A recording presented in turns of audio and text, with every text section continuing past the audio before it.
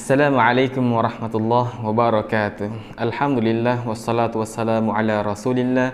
Subhanaka la ilma lana illa ma 'allamtana innaka antal alimul hakim wa la fahma lana illa ma fahamtana innaka antal jawadul karim. Wa qala rabbuna fi kitabihil aziz wa innaka la'ala khuluqin 'azim. Wa qala rabbuna inna nahnu nazzalna dhikra wa inna lahu lahafizun. Amma ba'd. Alhamdulillah, segala puji bagi Allah, Tuhan semesta alam. Selawat serta salam kepada Nabi Muhammad sallallahu alaihi wasallam, keluarganya dan sahabatnya.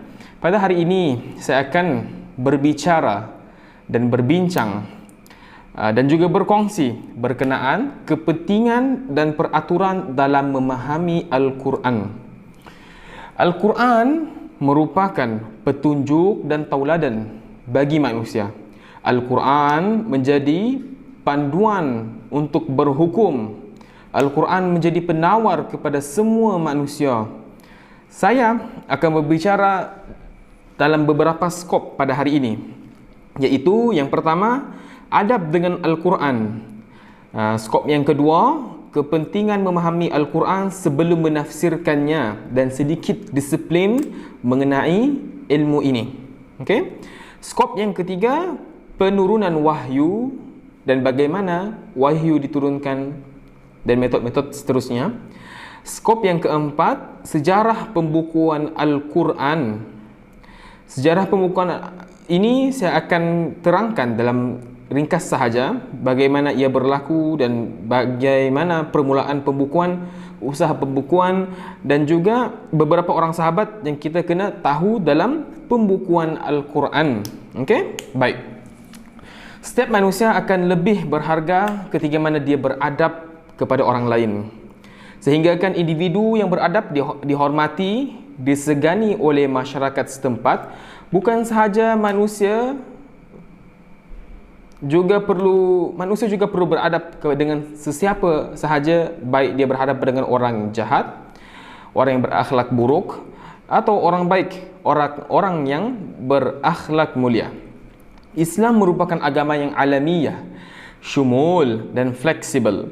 Islam mengajarkan beradab ini kepada semua penganut agama Islam.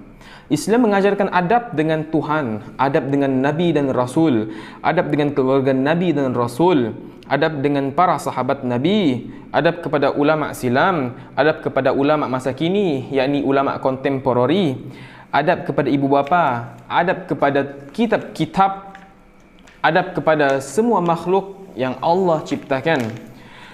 Kerana dengan adab dan ilmu, barulah individu, masyarakat, keluarga dan negara akan dirahmati oleh Allah dan diberikan hidayah. Jadi di sini saya akan berikan beberapa adab kepada Al-Quran.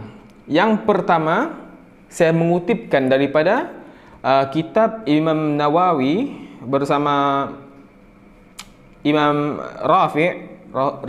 Imam Rifa'i di dalam kitab At-Tibyan fi Adabi Hamalatil Quran. Dalam kitab ini, okey, penonton sedang hadirin boleh beli buku ini. Kita ada diterjemahkan dalam bahasa Jawi dan juga bahasa Melayu, okey, alfabet. Okey. Yang pertama, Imam Nawawi yang disepakati sebagai menjadi rujukan mu'tamad dalam mazhab Syafi'i bersama-sama Imam Rifa'i menghasilkan kitab At-Tibyan fi Adabi Hamalatil Quran yang terperinci adab membaca kitab suci itu, kitab suci ini, yakni Al-Quranul Karim. Pemilihan tempat untuk membaca Al-Quran pula disunatkan bersih dan terpilih dengan ramai ulama menganjurkannya di masjid. Ulama bersepakat membaca Al-Quran itu di masjid. Tapi bukan itu sahaja, bukan sekat di masjid, bahkan boleh dibaca di mana-mana, bersesuaian dengan tempat yang bersih. Okey. Baik, kita teruskan. Keutamaan masjid berdasarkan kebersihan dan kemuliaannya, selain mendorong kepada amalan ibadat yang tidak kurang pentingnya, iaitu i'tikaf atau berada dalam masjid dengan niat beribadat. Dalam konteks waktu membaca Al-Quran, Imam Nawawi menyebut paling baik adalah ketika menunaikan solat. Sekiranya membaca di luar solat, membaca Al-Quran di luar solat, beliau menyebut waktu utama ialah malam dengan separuh terakhir yang lebih baik, yakni sepertiga malam sebelum azan subuh, yakni qiyamul lail. Lepas tu manakala waktu yang disukai antara maghrib dengan isyak atau selepas solat subuh. Hari yang terpilih ialah hari Jumaat, hari Isnin, hari Khamis dan hari Arafah. Sepanjang bulan Ramadan, khususnya 10 hari terakhir dan 10 hari pertama Zulhijjah. Perbincangan adab dan hukum huraian Imam Nawawi itu menunjukkan kemuliaan dan keutamaan ibadat itu. Manakala analogi ulama serta ahli sufi menggambarkan setiap umat Islam perlu mempersiapkan diri secara jasmani dan rohani secara terbaik untuk berbicara dengan Tuhan yang Maha Pengasih lagi Maha Penyayang. Baik. Antara adab membaca Al-Quran, yang pertama ialah bersiwak atau membersihkan mulut. Jika tidak ada sugi, maka kita boleh berus gigi, dengan ubat gigi apa-apa. Yang keduanya, memilih tempat bersih dan utamanya khusus di masjid. Di rumah kita pun boleh, kalau di rumah kita bersih. InsyaAllah rumah kita bersih. Yang ketiganya, menghadap kiblat sekiranya membaca di luar solat. Ini cuma adab sahaja. Ada orang tidak perlu membaca menghadap kiblat atau tidak. Yang keempat, membaca ta'awuz. Ini telah sabit dalam Quran. Meminta perlindungan daripada Allah, meminta perlindungan kepada Allah daripada syaitan. Dan juga basmalah, sunat sahaja. Lepas tu yang kelimanya, khusyuk dan merenung makna ketika membaca. Tadabbur Al-Quran. Yang keenamnya, mengulang-ulang ayat supaya dapat direnung secara mendalam. Yang ketujuhnya, menangis dengan menghadirkan perasaan sedih dalam hati, terutamanya ayat peringatan, ancaman dan janji serta dosa yang dilakukan. Yang ketujuh, tartil, iaitu membaca dengan jelas dan tidak terburu-buru. Yang seterusnya, memohon rahmat atau meminta jauh daripada kejahatan dan siksaan ketika membaca ayat berkaitan. Yang seterusnya, tidak ketawa, bising, bercakap sesuatu yang sia-sia. Seterusnya, membaca dengan salah satu daripada 7 qiraat, yakni cara bacaan yang disepakati para ulama qura'. Seterusnya, membaca dengan mashaf lebih utama daripada membacanya berdasarkan hafazan. Seterusnya, dianjurkan membaca secara berjemaah dan diharuskan secara bersilih ganti. Yang ke-10, menggunakan suara yang kuat. Suara yang kuat di sini perbincangan dia tidak berteriak. Tuhan tidak tuli, kata Nabi. Membaca dengan suara yang seperti biasa, seperti kita berbicara. Begitulah kuat dia. Jangan sampai berteriak ataupun menggunakan mikrofon jika tidak ada keperluan. Dan yang terakhir, sunat mengindahkan suara atau melakukan bacaan Al-Quran. Jadi ada banyak lagu-lagu Al-Quran yang kita boleh amalkan, yang kita boleh gunakan. Salah satunya Bayati, Hijaz, Sirah, Jiharka dan sebagainya. Baik. Seterusnya, kita pergi pula kepentingan untuk memahami ulum Quran sebelumnya menafsirkan Al-Quran dan pengenalan disiplin secara ringkas. Kita fahami apa itu Al-Quran sebelum menafsirkannya dan juga sedikit disiplin yang saya akan sertakan di dalam ini. Baik. Kita pergi kepada definisi. Tafsir dari sudut bahasa ialah keterangan dan kenyataan. Dari segi istilah ialah ilmu yang membicarakan perihal Al-Quran berdasarkan dalil terhadap maksud dan tujuan Allah sekadar yang termampu oleh daya pemikiran manusia. Sesetengah ulama memberikan pengertian tafsir sebagai merangkumi perkara-perkara yang berhubung dengan kedudukan kalam Allah yang dimulai dari sudut sanad atau sandaran lafaz dan pengertian makna yang berhubung dengan sesuatu hukum. Ini termasuk sebab-sebab diturunkan sesuatu ayat dan masa sesuatu kejadian itu berlaku. Sesuatu penafsiran yang dapat diterima sebagai hujah oleh ahli-ahli tafsir mestilah mengandungi susunan ilmu bacaan, yakni bacaan al-qiraat yang lengkap, ilmu usul dan ilmu bahasa yang melingkupi nahwu, saraf, balaghah, bayan, badi' dan sebagainya. Para ulama menyebutkan bahawa antara semulia-mulia ilmu walaupun tidak secara mutlak ialah ilmu tafsir. Okey, ini sabit dalam hadis Nabi yang di mana man ta'allama al-Qur'ana wa 'allama. Barang siapa yang man ta'allama al-Qur'ana wa 'allama. Khairukum man ta'allama al-Qur'ana wa 'allama. Sebaik-baik kamu adalah orang yang mengajar dan mempelajari Al-Quran. Jadi ada ulama yang beritahu di sini salah satunya adalah ilmu tafsir kerana ia adalah berkaitan dengan Al-Quran. Di samping itu, para pentafsir mestilah membuktikan keaslian data-data yang digunakan olehnya. Sarjana-sarjana tafsir menyebutkan sumber asli sebagai asil dan sumber-sumber yang tidak berpandukan Al-Quran dan Sunnah sebagai dakhil atau kemasukan unsur-unsur luar seperti Israiliyat. Bagi pengkaji ilmu tafsir, asil dikira sebagai tafsiran berpandukan inti dasar yang diambil dari Al-Quran atau Sunnah Nabi atau pendapat para sahabat dan pengikut yang sezaman dengannya. Adapun dakhil ialah tafsir yang tidak pernah dimasyhurkan dalam golongan di atas dan ia terserap menerusi bidang-bidang penafsiran Al-Quran oleh musuh-musuh Islam yang mempunyai tujuan tertentu selepas kewafatan baginda Rasulullah SAW. Penyelewengan tafsir berlaku dari luar yang terdiri daripada pihak Yahudi, Nasrani dan juga Majusi yang sengaja menyelidiki dengan teliti ruang-ruang kelemahan yang boleh merendahkan kedudukan umat Islam dengan menimbulkan keraguan dan memaparkan masalah-masalah palsu. Penyelewengan dari dalam pula tertumpu kepada golongan-golongan yang tertentu seperti golongan batiniyah yang menafsirkan Al-Quran secara simbolik yang bertujuan untuk membatalkan syariat daripada dilaksanakan dalam kehidupan masyarakat, dalam kehidupan hari ini. Mereka mendakwa setiap Al-Quran terdapat maksud-maksud kebatinan. Sumber-sumber asil bagi tafsir ialah Al-Quran, Sunnah, pendapat-pendapat sahabat-sahabat, tabi'in, kaedah-kaedah penggunaan ilmu bahasa dan ijtihad yang berdasarkan dalil dan bukti yang lengkap. Pada zaman awal Islam, ya tuan-tuan, pada zaman awal Islam, Nabi adalah pentafsir bagi Al-Quran itu sendiri. Okey? Nabi adalah pentafsir dengan sunnah qauliyah, yakni perkataan, dan sunnah fi'liyah, sunnah perbuatan, yakni perbuatan. Rasulullah sentiasa menerang dan menafsirkan ayat-ayat Al-Quran di hadapan para sahabat selama masanya turunnya Al-Quran sehingga akhir hayat baginda. Okey? Saat itu kita ada hadis dan juga Al-Quran. Kedudukan hadis di dalam Islam adalah nombor 2 selepas Al-Quran. Al-Quran dan hadis tidak boleh berpisah. Kerana secara tidak langsung Al-Quran, hadis itu menjadi tafsiran kepada ayat-ayat Al-Quran itu sendiri. Okey? Baik. Kita masuk kepada disiplin-disiplin secara ringkas, iaitu syarat-syarat penafsiran Al-Quran dan aliran tafsir.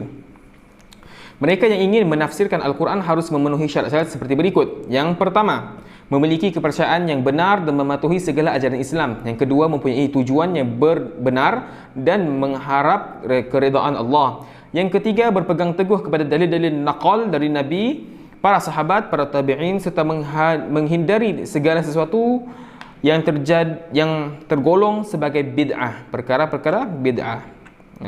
Kullu bid'atin dolalah wa kullu dolalah finnar. Okey.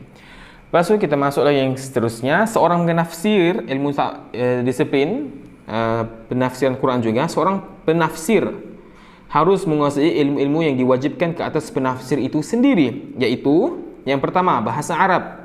Kerana Al-Quran diturunkan dalam bahasa Arab, maka seorang tu kena faqih, ilmu bahasa Arab.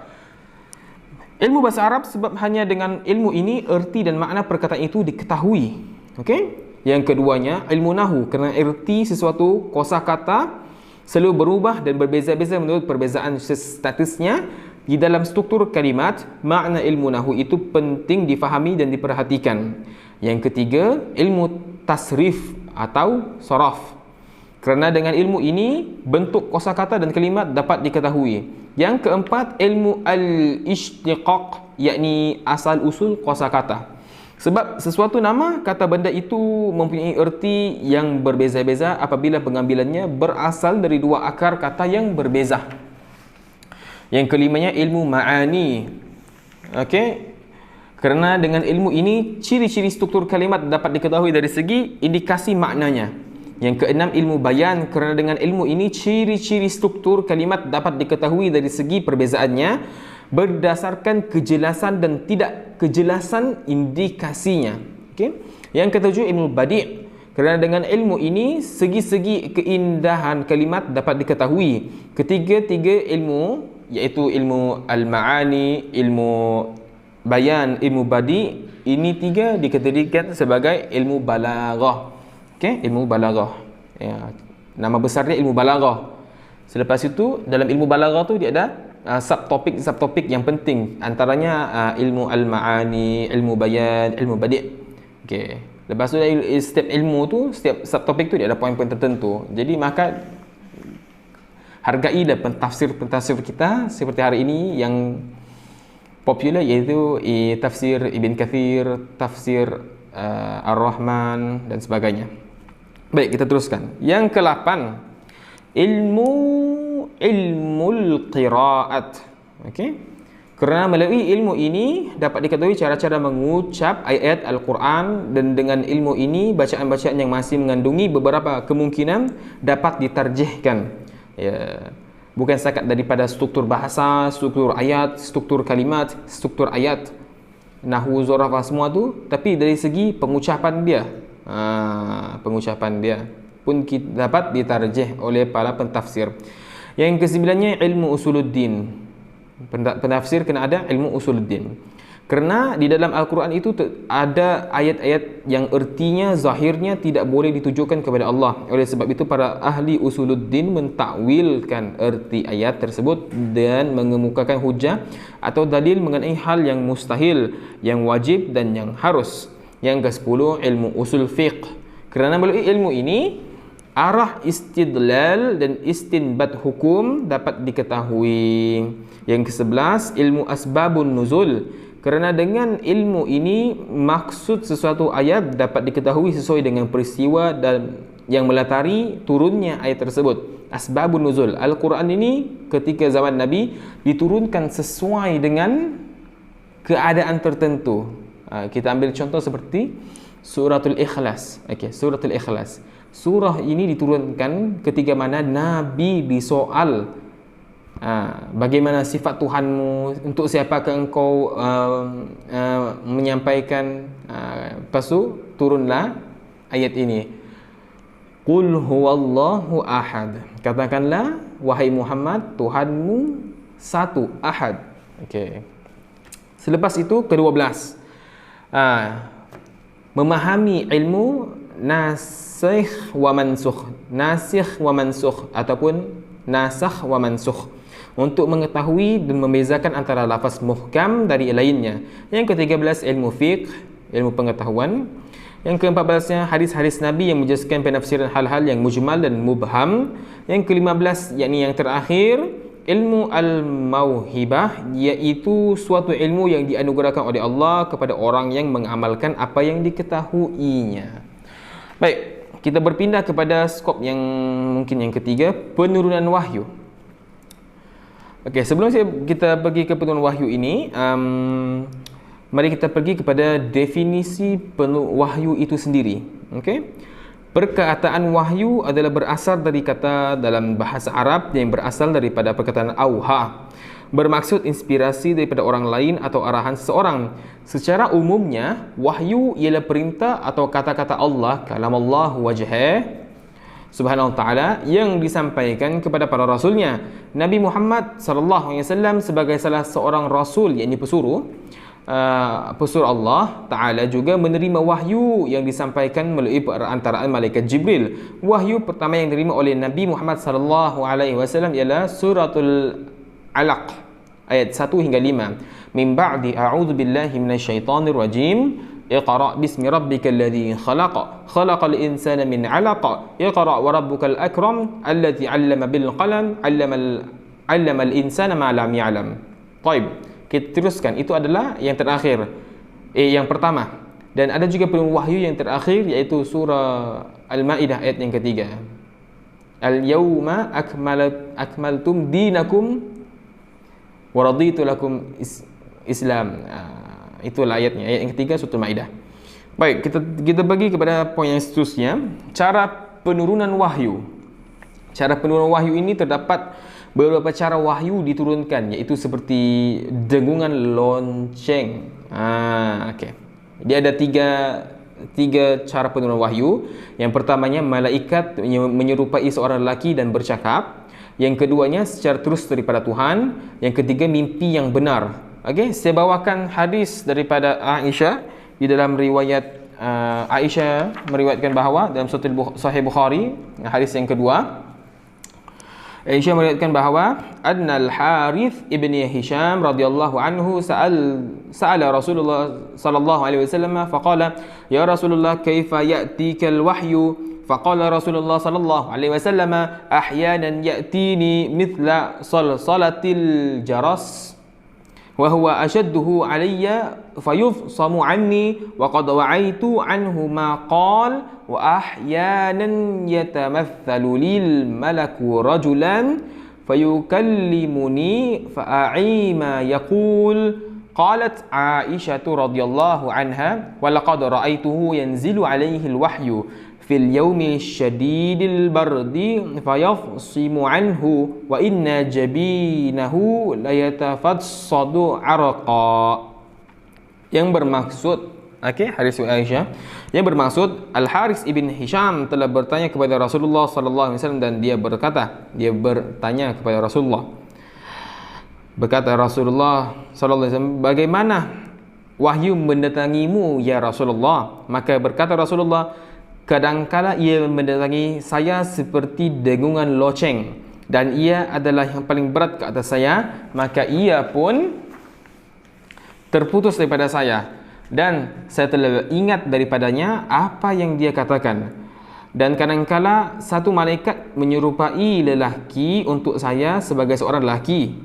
Okey, dan kadangkala satu malaikat menyerupai untuk saya sebagai seorang lelaki, menjelma seperti seorang lelaki.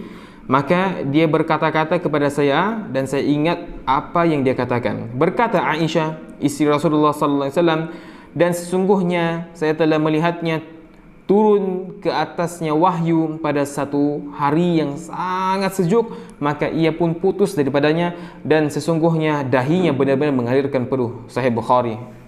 Hadis nombor kedua. Baik, itu adalah penurunan wahyu. Okey, penurunan wahyu kepada Rasulullah. Bagaimana wahyu itu turun? Jadi seperti itu. Ada sebagian riwayat yang mengatakan seperti ketika saat baginda menunggang unta, maka tiba-tiba berdengungan dengungan lonceng datang. Selepas itu Rasulullah terdiam, dahinya mengeluarkan peluh, untanya terduduk sebab beratnya Rasulullah ketika itu. Dan ada juga hadis-hadis yang riwayat-riwayat yang lain meriwayatkan ketika mana Rasulullah berbaring di paha Aisyah ketika itu. Rasulullah berbaring di paha Aisyah, maka ketika itu turunnya wahyu, maka Aisyah mengatakan, tidak pernah aku merasa kepala Rasulullah beratnya seperti itu ketika penurunan wahyu. Baik, kita pergi kepada skop yang terakhir, iaitu pembukuan Al-Quran. Okey. Pada masa Rasulullah masih hidup, tulisan ayat Al-Quran belum dikumpulkan dalam satu mushaf tetapi masih berserakan. Setelah Rasulullah wafat, Abu Bakar menjadi khalifah, terjadi perang Yamamah yang meragut korban 70 penghafal Al-Quran. Banyaknya penghafal yang gugur menimbulkan kekhawatiran ataupun kegelisahan ataupun ketakutan di kalangan para sahabat, khususnya Umar ibn Khattab. Umar khawatir jika hal ini terjadi, maka Al-Quran akan hilang dan tidak ada yang mengingatinya. Oleh kerana itu, Umar menyarankan kepada Abu Bakar untuk menghimpunkan surah-surah dan ayat yang masih tersebar ke dalam satu mushaf. Pada awalnya Abu Bakar keberatan dengan permintaan Umar. Kerana hal ini terjadi, itu tidak dilakukan oleh Rasulullah. Maka Umar meyakinkannya bahawa hal tersebut semata-mata untuk melestarikan Al-Quran. Setelah diyakini Umar, Abu Bakar akhirnya menyetujui permintaan untuk mengumpulkan ayat-ayat Al-Quran ke dalam satu mushaf. Abu Bakar menunjuk Zaid ibn Thabit sebagai pemimpin pengumpulan itu dengan berpegang pada tulisan yang tersimpan di dalam rumah Rasulullah, hafalan-hafalan para sahabat dan naskah-naskah yang ditulis oleh para sahabat untuk diri mereka sendiri. Baik. Pada zaman Rasulullah melarang para sahabat untuk menulis ayat Al-Quran ataupun hadis. Terdapat larangan di dalam Rasulullah. Tapi setelah wafatnya Rasulullah, Abu Bakar dan juga Ibn Umar, para sahabat, melihat di situ adanya maslahah. Kalau dalam usul fiqh kita panggil masalah al-mursalah. Kita ada di sini, kita boleh kaitkan dengan sadd az-zara'i, fath az-zara'i, gitu. Okey. Lepas itu yang uniknya, Al-Quran betul tidak dikumpulkan dalam satu mushaf, tetapi Al-Quran itu ditulis di pelepah-pelepah kurma, di tulang-tulang binatang unta, di batu, di piring, di kulit haiwan yang telah disamak, dan batu-batu, pinggan, gelas, baju, jubah mereka, ditulis Al-Quran di situ. Untuk apa? Untuk diri mereka sendiri, para sahabat sendiri. Okey. Kita teruskan seterusnya usaha pembukuan Al-Quran itu sendiri. Mari kita tengok. Zaid bin Thabit selain menjadi pemimpin pengumpul dan pembukuan ayat-ayat Al-Quran, ia juga menjadi salah satu penulis ayat-ayat Al-Quran. Okey? Seorang je yang menulis. Dia juga yang mengumpul, dia jadi ketua pengumpul, dia juga jadi penulis Al-Quran itu sendiri. Okay. Dengan penuh ketekunan dan kesabaran, Zaid berhasil menuliskan satu naskah Al-Quran lengkap di atas adim, yakni kulit yang disamak. Perlu kita ketahui ya tuan-tuan, samak dan sertu itu berbeza. Samak ini adalah kulit haiwan yang dikeluarkan ataupun dialihkan dia punya darah dan juga lemak. Itu maksud samak. Kerana ada hadis yang meriwayatkan, kata Rasulullah, semua kulit binatang itu adalah halal. Maka disamak, dikeluarkan lemak dan dikeluarkan darahnya, dikeringkan macam itu, dan itu kita kategorikan sebagai samak. Manakala sertu ini seperti kita terpegang dua binatang yang haram, contohnya babi dan juga anjing. Okey, babi dan juga anjing itu baru dipanggil sertu dengan menggunakan satu gayung air tanah dan juga 7 bilasan air mutlak yang suci lagi menyucikan. Baik, kita teruskan. Setelah selesai, mushaf tersebut diserahkan kepada Abu Bakar dan disimpannya sehingga ia wafat. Ketika Umar menjadi khalifah, mushaf itu berada dalam pengawasannya. Okey. Sepeninggalan Umar, mushaf tersebut disimpan di rumah Hafsah binti Umar, isteri Rasulullah. Okey. Pada masa pemerintahan Utsman ibn Affan, ada para sahabat yang berkata kepada khalifah, "Ya Khalifah Utsman Ibn Affan, dia ketahui ada beberapa dia pergi ke tempat sesuatu, maka diketahui adanya perbezaan cara membaca Al-Quran di kalangan umat Islam. Maka situasi ini disebabkan oleh sikap Rasulullah ketika hidupnya yang memberi kelonggaran kepada kabilah-kabilah Arab untuk membaca dan menghafalkan Al-Quran menurut dialek mereka masing-masing, dialek bangsa mereka masing-masing. Tapi masih bahasa Arabnya, dialek sahaja berbeza. Salah satunya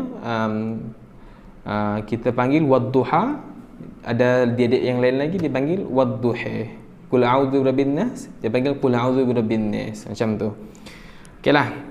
Seiring dengan adanya perluasan wilayah Islam dan bertambahnya bangsa-bangsa yang memeluk Islam pada ketika ini, selepas wafatnya Rasulullah, itu adalah zaman emas bagi kita dan zaman kegelapan bagi Eropah. Baik.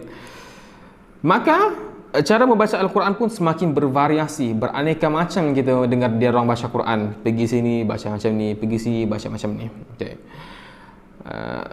Setidaknya terdapat 7 dialek saat itu, yakni Quraisy,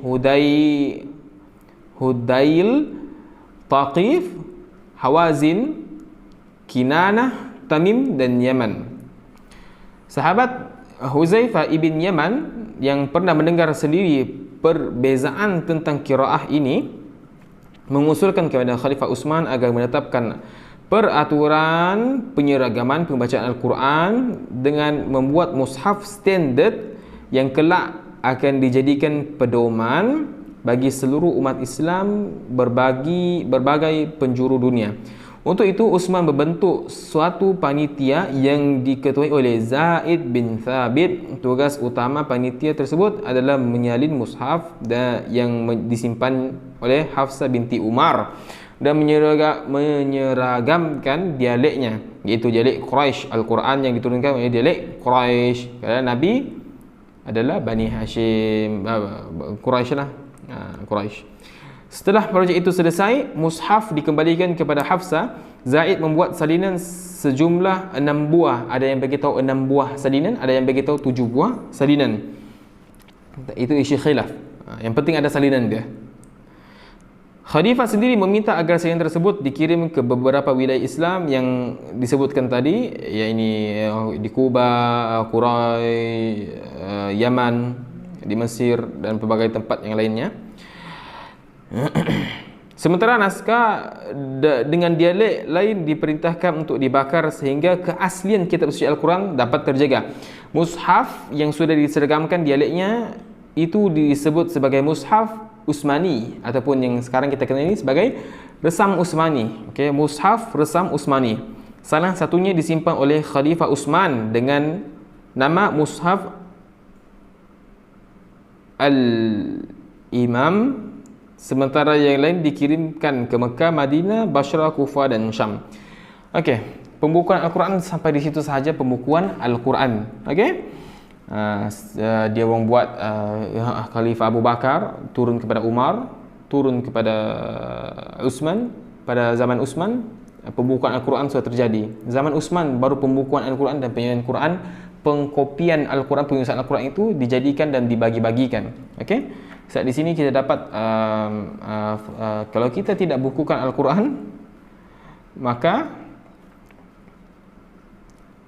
tidaklah kita dapat membaca Al-Quran pada ketika ini. Dan ada juga orang-orang yang begitu jumud pemikirannya mengatakan pembukuan Al-Quran ini bid'ah. Itu tidak bid'ah kerana di situ terdapatnya saddu zara'i, jalan membuka kepada kerosakan, atau jadi tidak ada masalah al-mursalah. Kita membuat sesuatu yang patut yang dilakukan, bukan bid'ah dalam amalan. Al-Quran memang, kalau kita katakan Al-Quran bid'ah, Al-Quran sudah dibukukan ketika zaman Rasulullah, memang sudah ditulis, cuma tinggal dibukukan sahaja. Jadi kalau sudah begitu sama saja kan. Okey, jadi jangan bergaduh. Okey, saya akhiri dengan aqulu qawli hadza wassalamu alaikum warahmatullahi wabarakatuh.